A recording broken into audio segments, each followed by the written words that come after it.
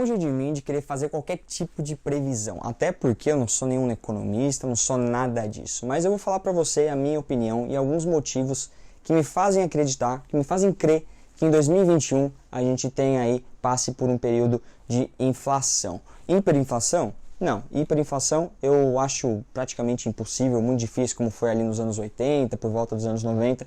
Acho praticamente impossível, mas eu acredito sim que a gente vai passar por um período de maior nível ali inflacionário. Eu vou falar alguns motivos por quê e no fim também te dar algumas opções de como você pode proteger o seu patrimônio contra a inflação. Então você tem que ficar até o fim desse vídeo que ele tá bom demais.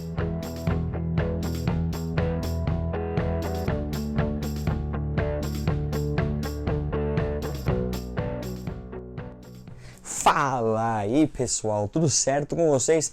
Eu sou o Rodrigo e este aqui é o canal Urso da Bolsa. Eu tô trazendo um tema aqui que não é muito popular, muita gente vai torcer o nariz, que é falar de inflação. Mas é o seguinte, é importante a gente falar disso porque muitas pessoas sequer sabem o quão problemático que pode ser períodos inflacionários para nós, para brasileiros, enfim, para a economia como um todo. Então, para a gente começar, eu vou trazer aqui rapidinho o que significa inflação, que muita gente nem sabe ou poucas entendem o real conceito por trás, que existe uma sutileza bem sutil por trás do entendimento de inflação. Muitas pessoas acham que inflação é você chegar no mercado e ver lá o preço do arroz, do feijão, do leite, muito mais caro do que um mês atrás ou 10 dias atrás. Mas na verdade isso aí é a consequência, tá? O aumento dos preços dos diversos produtos aí que compõem a nossa economia é uma consequência da inflação.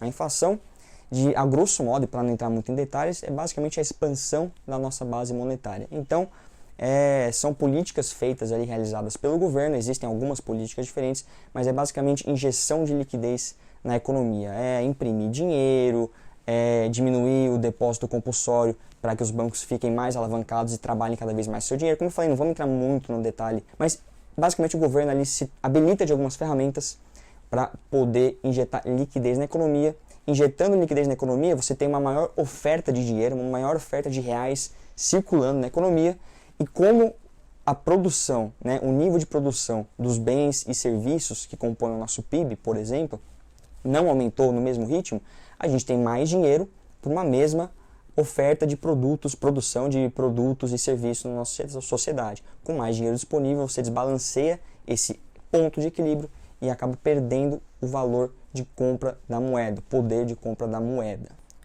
Então, seguinte, por que eu acredito que a gente pode passar aí no futuro por um período que vai ter elevadas taxas aí de inflação? Primeiro porque nessa crise do coronavírus, a gente passou por algumas políticas muito fortes de justamente injeção de liquidez na nossa economia. Os Estados Unidos, o mundo todo de certa forma, o Banco Central Europeu, se eu não me engano do Japão também, enfim, o mundo todo, o Fed dos Estados Unidos, todo mundo injetou muito dinheiro na economia. O Brasil não é diferente. Eu vou colocar uma figura aí na tela que vai mostrar a expansão da nossa base monetária aqui no Brasil, que é basicamente o quanto de dinheiro foi aí injetado nesses últimos tempos. E aí que você me pergunta, tá bom, Rodrigo, mas se todo mundo está fazendo isso, então qual o problema? O Brasil vai ser o único que vai ter inflação? Como funciona isso? E, de certo modo, pode até ser que sim, mas eu vou me explicar. Por quê? Por mais que os Estados Unidos tenham ali injetado trilhões de dólares, ainda assim, o dólar, que é a moeda oficial americana, é a unidade de reserva mundial.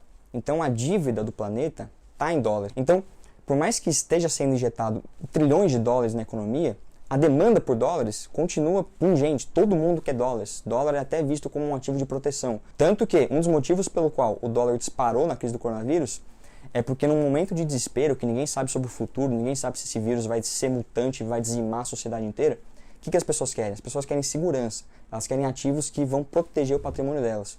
E um desses ativos considerado pelos investidores, pelos diversos agentes do mercado, é o dólar. Então, a demanda por dólar mundial disparou no auge da crise. Todo mundo queria dólar. Quando você tem muitas pessoas querendo um ativo específico, o que acontece com o preço dele? Dispara. Por isso que foi um dos motivos pelo dólar ter disparado no auge da crise. Então, resumindo aí o ponto que eu quero chegar. Por mais que esteja sendo injetado aí trilhões de dólares na economia, a demanda por dólar continua elevadíssima. E até nos períodos de crise essa demanda cresce. Então, Óbvio que pode existir um risco de inflação e até alguns ativos do mercado financeiro pode estar inflacionado. Isso ainda não respingou na economia ali direta, né, assim dizendo. Pode ter inflação também nos Estados Unidos. Sim, não sei, vamos ver o que acontece. Mas é muito mais fácil, e eu acredito muito mais fortemente que nós vamos ter inflação aqui no Brasil, sim. Porque diferente dos Estados Unidos, a nossa injeção de dinheiro na economia, a expansão da nossa base monetária, criar mais dinheiro ou injetar mais dinheiro na economia, não vai ter o mesmo efeito do dólar. Porque quem tem dívida em real?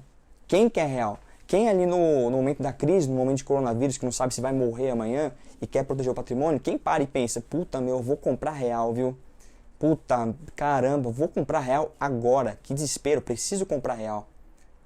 Ninguém quer comprar real, ninguém tem dívidas em reais, então a demanda mundial por real é muito baixa. Então quando a gente injeta essa liquidez, a gente não tem um aumento de demanda, ou a gente não tem uma demanda muito forte por reais. Então, obviamente que isso vai desvalorizar ainda mais a nossa moeda. Então essa é a diferença de injetar liquidez do Fed, né, dos Estados Unidos, lá no próprio país deles, com a diferença de injetar reais na nossa economia. A gente tem uma chance muito maior disso causar uma inflação. E o que isso causa também? Isso causa também a desvalorização do real frente ao dólar, que é o que a gente já está vendo aí nos últimos meses. E aí, o que acontece? Olha que interessante isso. A partir do momento que o nosso real fica mais desvalorizado frente ao dólar, aqueles produtos, aquelas commodities que têm o seu preço negociado em dólar, milho, soja, petróleo, enfim, todas as commodities que são aí negociadas em dólares ficam mais baratas para o cara lá, para o chinês, para o europeu, para o americano, enfim, fica mais barato para esses caras importarem produtos nossos. Tanto que a gente já vem vendo um movimento muito forte disso. Vou colocar na tela também um gráfico muito interessante do aumento da exportação de carne suína. Se eu não me engano, eu vou colocar o gráfico, como eu já falei, mas se eu não me engano, esse aumento aí está por volta de 40%, 50%, algo relacionado a isso. Mas com a exportação aí pungente e estralando, voando alto, o que acontece? Diminui a oferta desses produtos no nosso mercado doméstico. Então a gente tem menos disponibilidade de suínos, de gado, de soja, de milho. Se fica menos disponível no nosso mercado, o preço tende a aumentar. Então esses são os motivos aí que me fazem crer que a gente pode passar por um período de inflação aí, principalmente em 2021, talvez 2022.